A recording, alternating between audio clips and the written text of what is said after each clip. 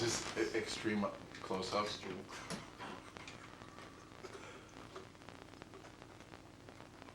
Mm.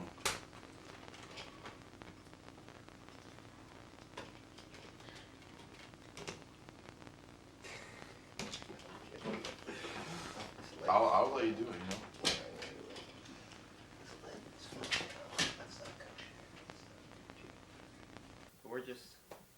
We're just going for it. Yeah. So we'll see. We'll see how it goes. Sure.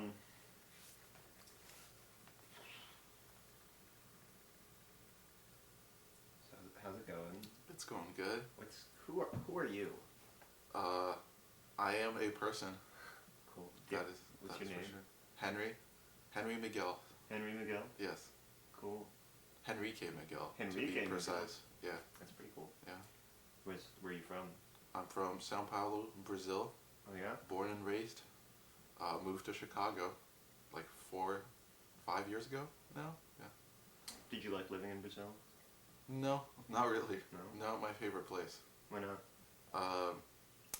There's a lot of. It's not like a very. I mean, it's safe. Like I was never robbed in Brazil or anything, but like it's not a good like quality of living. You know what I mean? Just like a wacky kind of place. Not a whole lot to do. It's interesting you mentioned safety actually because I got mugged here. you got mugged I here. got mugged in Chicago, so on like 2 blocks from where I live, on Monticello. Do you still feel that you're safer here?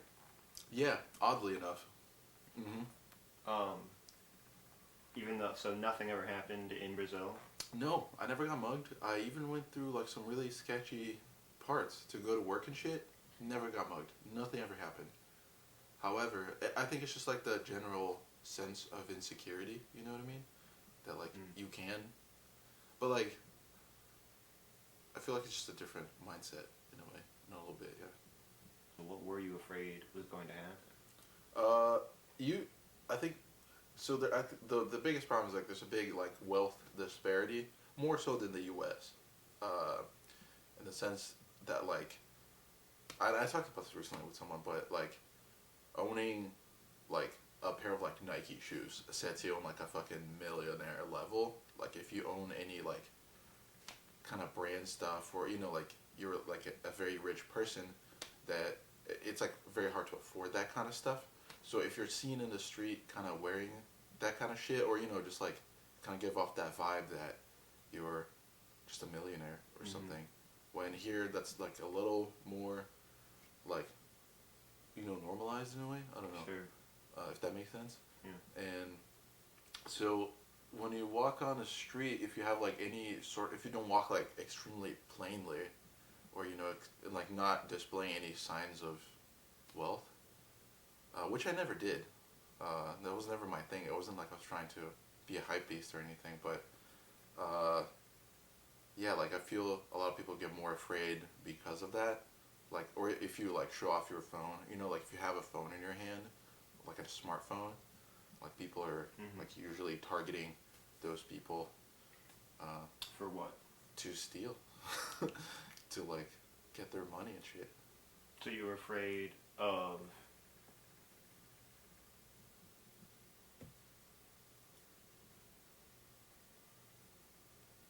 The potential of robbery. So what about? So you were afraid that somebody was going to take your Nikes away, Right, or some shit like that, yeah. or just shoot you. shoot you? Yeah, because there was a wave when like the recession hit. I think it was like 2013 or something like that. I don't know. Don't quote me on dates, but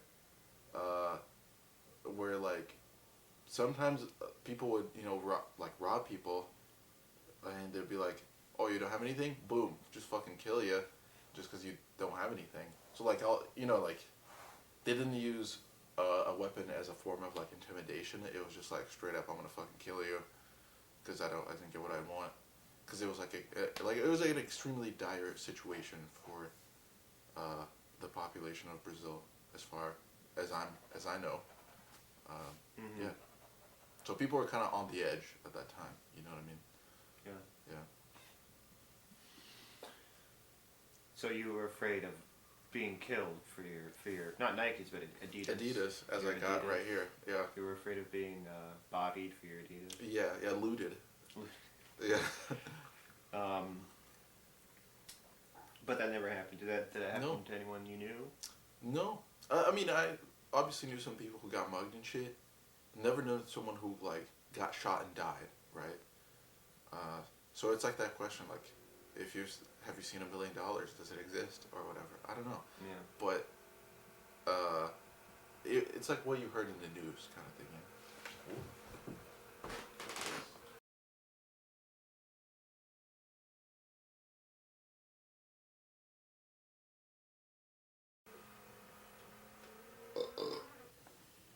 Okay, I'm gonna tell this answer. Yeah, then we can turn it on.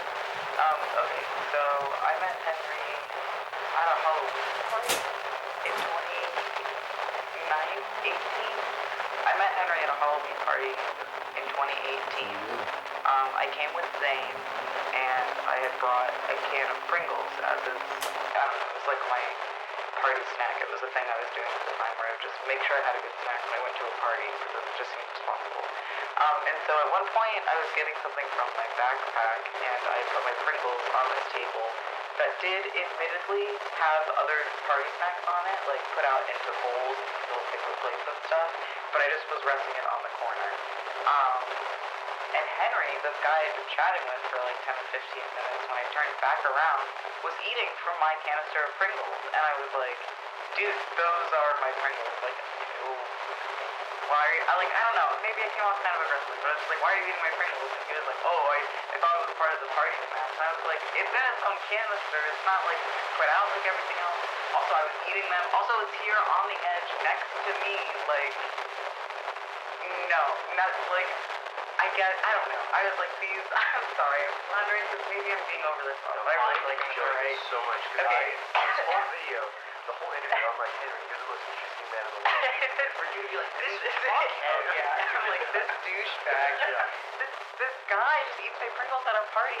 But the thing that really got me upset about it is when I was like, they're mine. He never apologized for it during the party. He was just like, I really just thought that they were part of the party spread. And I was just like, I don't know.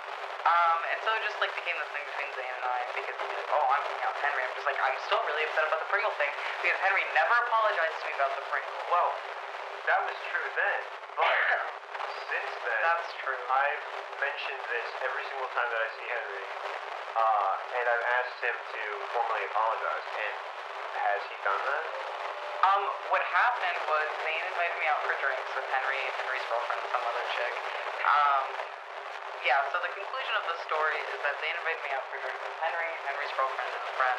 And pretty much the first thing that Zane said when Henry sat down was, remember that time you ate those Pringles, blah, blah, blah, blah. But eventually it came out that I wanted an apology from him, and Henry apologized. And I did accept it, but like, those are the circumstances, you know, I'm still a little, it's the principle of the thing. So it's the George it's not Costanza settled. thing.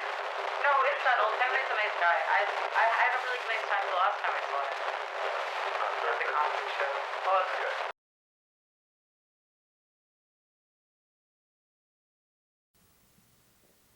Knowing that there was something to be afraid of made it feel much more scary, Yeah, yeah. even though you hadn't had an experience yourself because you were taking precautions and because you were aware. Yeah, yeah. What other things? What are you afraid of now that you're away from that environment? Are there things that are there fears you have? Yeah. I Phobias? got plenty of fears. Yeah. What are you afraid of, Henry?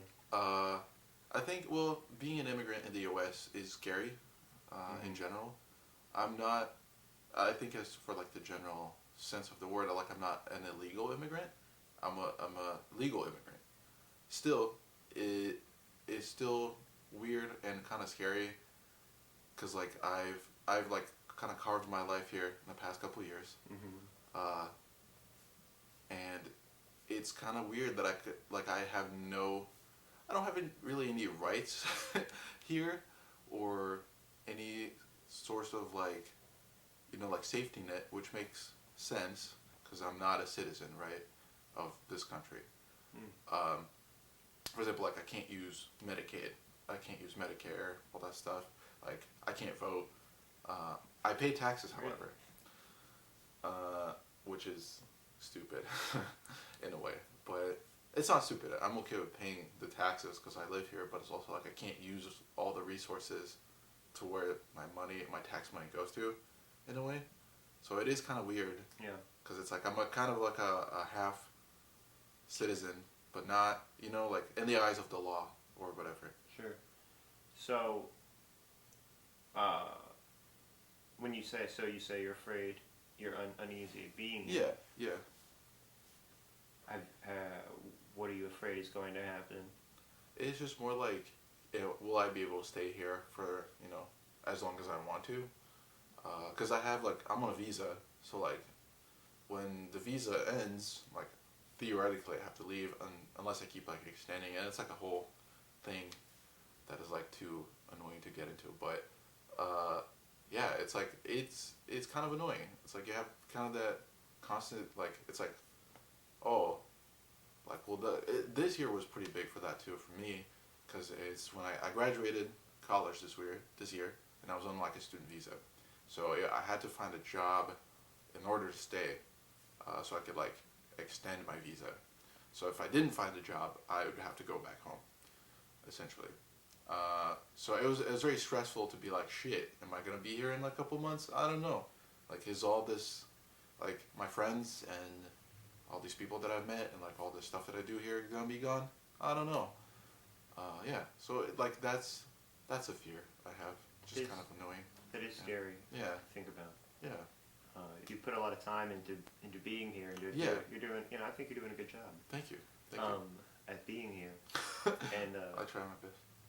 and it is scary to think that might have been for nothing. Right. Exactly. It's kind of like, oh, all these 4 or 5 years that I've been here, just going to waste in a way, and that makes me sad. It makes me sad. And like you said, you had the issue with your visa, so that was something very real that could have happened. Yeah, like I could have, like I almost had to go back home, and it was the pressure of like being in your early 20s and finding a job, which in and of itself is, and like figuring out all the shit that you want to do, blah blah blah. That in and of itself is annoying. It's hard, right? Yeah. Plus all the like, damn, I have to do this in order to maintain my life here, and like also financially, be financially responsible for myself, which is all important for me to stay here as well. So yeah, it was very stressful, definitely. How'd it work out? It worked out the best way possible, as far as I'm concerned, because I got a job and I get paid enough to live and survive and shit. So doing good, and I got my visa stuff sorted out. It took a while, but now it's fine. And it's still a thing, right? Like I was gonna go visit my family this December for break. I'm not in school anymore, so there's no more break. But like, you know what I mean? For the holidays. And I'm not going anywhere because there's still a possibility that if I leave, I would have to like talk to a consular agent, and they just might deny me back in. Because it's whole thing. But like, I don't want to take that risk just to visit my family, even though I want to. So it's kind of a weird situation to be in. So you're not really here, and you can't really go back. Mm-hmm. So you're what? Where are you? Yeah, I'm like a half person as far as the law is concerned, or whatever. Yeah, it's kind of weird. It's kind of weird to think of that. Yeah. Well, it's kind of scary. Yeah, and scary, too. Yeah, it's like where you're constantly like, where am I? Am I gonna be here next year or the year after that? Blah blah blah. Yeah, it's stressful. So, kind of pivot away Mm-hmm. back to this overarching idea of like fear and stuff. Do you think that you would be better off if you didn't have that fear? If you weren't worried about it, you weren't afraid of the potential for deportation? You know, Mhm. do you think that that is an important part of anything? I kind of, yeah, I thought about that. You know, I was like, whoa, what if I was just, you know, or I don't know, what if I had American citizenship already? I didn't have to worry about this shit. I don't know, it would be great, right? But that would be cool. But I think it's also part of who I am, you know? Like, I'm not a citizen, which is why I am me. It's part of how I came to be the person that I am right now.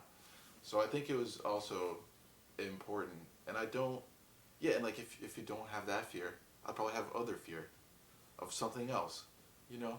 And I have other fears too, obviously, of Oh, other yeah? things. But, you know, like I feel like it's important. Not important to have it, but like it is what it is, you know? Like it's my current situation and it's part of who I am, and that's fine. I wish I didn't have to deal with that all the time, but it's also shit happens, you know? It's okay. I'll get through it or not, and whatever the outcome is, it's okay. Yeah. Unless it isn't. Unless it isn't, you know. But I mean, it's you know, it's life, right? I don't know, like shit doesn't go the way you want to all the time, and then you just deal with it. At least that's how like I was raised in a way. It's like you know, shit's not gonna go your way all the time, so it's gonna be, just gotta deal with it sometimes. That's fine.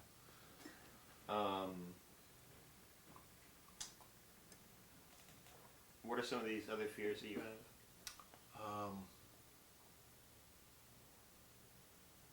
I think